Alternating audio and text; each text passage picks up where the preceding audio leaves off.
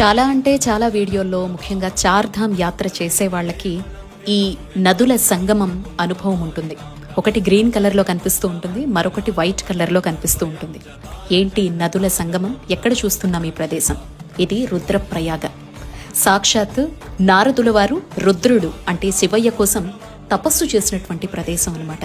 శ్రీ మహావిష్ణువు పంచాక్షరి మంత్రాన్ని నారదుల వారికి ఉపదేశించి ఇక్కడే రుద్రాభిషేకాలతో రుద్ర జపంతో స్వామివారి తపస్సు చెయ్యమని ఆదేశించడం జరుగుతుంది. నారదుల వారు కొన్ని ఏళ్ల పాటు, కొన్ని వేల సంవత్సరాల పాటు కఠినమైనటువంటి తపస్సును చేసి రుద్రుణ్ణి ప్రసన్నం చేసుకున్నటువంటి పరమ పుణ్యధామమి.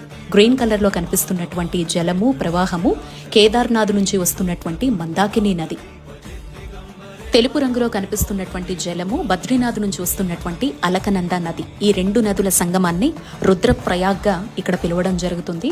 ఈ ప్రదేశం ఖచ్చితంగా దర్శనం చేసుకుని వెళ్తాము చార్ధాంలో బద్రీనాథ్కు వెళ్లేటువంటి క్రమంలో. మీరు కూడా దర్శనం చేసుకోండి. ఇక్కడ ఆగి శివ దర్శనం కూడా చేసుకోవచ్చు. స్వయంభూ శివలింగం నారదుల వారు పూజించినటువంటి స్వామివారు అక్కడ ఉంటారు.